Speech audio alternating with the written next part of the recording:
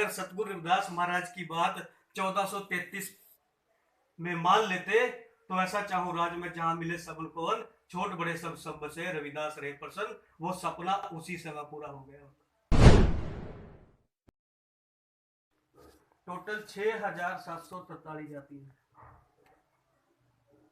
अब ये जो 6743 जातियां हैं, आपकी जो ताकत है वो 6743 जातियों में बट गई। तो ये 6743 जातियों को इकट्ठा करने के लिए हर संत महापुरुष ने जोर लगाया, मगर हम लोग इनसे बाहर नहीं निकले। सतगुरु रविदास महाराज क्या कहते हैं कि जात पात के फेर में उलझ रहे सब लोग, मानुषता को खात है रविदास जात करो। जात जात में जात है जो केलन के पास, रविदास माने जुड़ न सके जब तक जात में जात।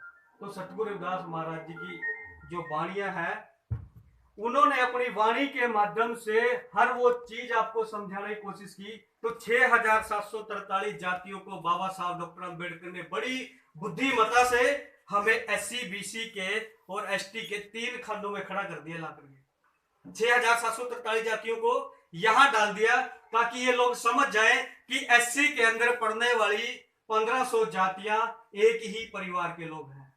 बैकवर्ड क्लास के अंदर पढ़ने वाली जातियां एक ही परिवार के हैं, मगर ये परिवार आपस में लड़ते हैं, और जब ये परिवार लड़ते हैं तो चालाक आदमी राज करता है। चालाक आदमी राज करता है। चालाक आदमी आपके पैसे लेकर के विदेश भाग जाता है। चालाक आदमी, एक और चालाकी दिखाता हूं। एक व्यक्ति ने सरकारी बैंक से लोन लिया। सरकारी बैंक में पैसा किसका होता है? जनता का। जनता का पैसा, इसी सरकारी बैंक से लोन लेकर के उसने सरकारी डिपार्टमेंट खरीदने शुरू कर दिए। जनता के पैसे से जनता की संपत्ति को एक आदमी ने खरीदना शुरू कर दिया। इसका मतलब घाटा किसका है? जनता का। अब जनता, बाबा साहब डॉक्टर अंबेडकर कहते हैं कि जो पब्लिक सेक्टर होता है ना, वो गवर्नमेंट सेक्टर होता है, आपका सेक्टर होता है, जनता का सेक्टर होता है, और जो प्राइवेट सेक्टर होता है वो कुछ लोगों का होता है। सरकारी डिपार्टमेंट में आप दिन रात कभी भी घुस सकते हो, मगर किसी के प्राइवेट फार्म हाउस में आप कभी भी घुस नहीं पाओगे जब तक उसकी इजाजत ना ले ले।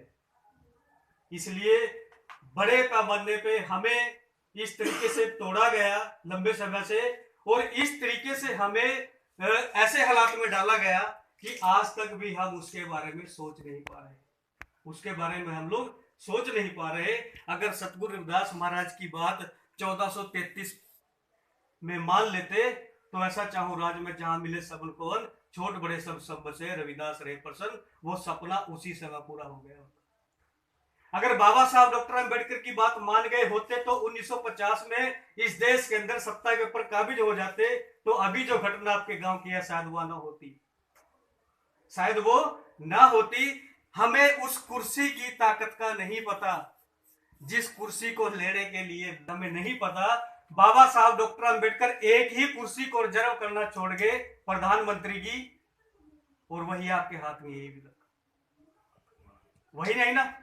बाकी जो जो सीटें रिजर्व करके गए थे वो सारी आपने ले ली, मगर लेने के साथ साथ उसकी पावर के अनुसार आपने आज तक काम नहीं किया। उस कुर्सी की पावर क्या है? इस कुर्सी के अंदर बहुत बड़ी पावर है, जिसको ये लोग आपको कभी लेने नहीं देंगे, क्योंकि इन्होंने ही आपको तोड़ा है, और जब तक आप जुड़ेंगे नहीं तब तक ये मामला सेट नहीं होगा। बाबा साहब डॉक्टर अंबेडकर ने बड़ा जोर लगाया, गांव गांव जाकर के समझाया।